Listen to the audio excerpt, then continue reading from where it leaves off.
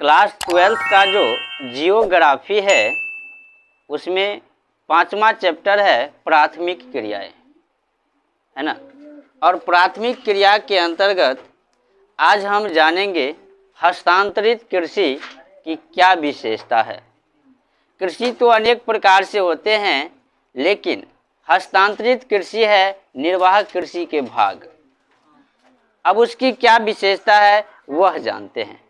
ठीक, सबसे पहले क्या है,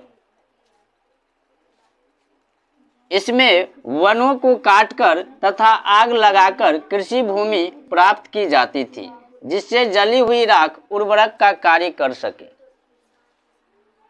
जो कृषि होता है, और ये हस्तांतरित कृषि में क्या होता है कि इसमें वन है, वन हुआ, उसको काट दिया जाता था या जो है जला दिया जाता था। ठीक, और वन है या उसको काट कर या जलाकर तब उसको जो है जो कृषि करेगा उसके लिए भूमि चाहिए, तो वो भूमि प्राप्त किया जाता था।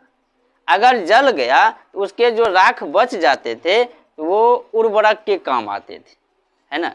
जैसे अभी की कृषि में जो हम लोग खाद देते हैं तो वो खाद जो है उर्वरक शक्ति को बढ़ा देता है। उसमें क्या होता था हस्तांतरित कृषि में कि जो राख होता है वही बढ़ाता था।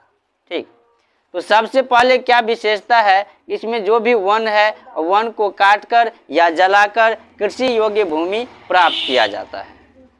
चलिए, दूसरा क्या है, इसमें खेतों का आकार छोटा होता था तथा कृषि कार्य छोटे पुराने औजार से किया जाता था। जो खेत का आकार होता है हस्तांतरित कृषि में वो बहुत छोटा होता है। अब जो है कोई जंगल को जलाएगा या पेड़ काटेगा तो कितना बड़ा जंगल को जलाएगा, कितना बड़ा को जो है कितना पेड़ काटेगा, तो वो आकार छोटा होता था।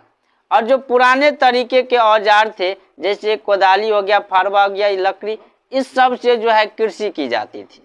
यह विशेषता थी किसका, हस्तांतरण कृषि की।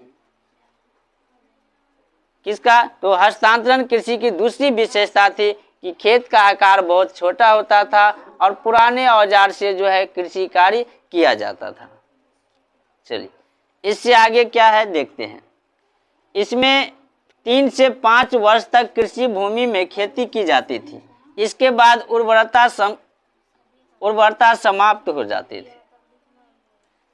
कृषि कार्य में क्या होता है कि जो 3 से 5 वर्ष तक जो है कृषि किया, खेती किया, और उसके बाद उसमें उर्वरक क्षमता जो होता है वो समाप्त हो जाता है।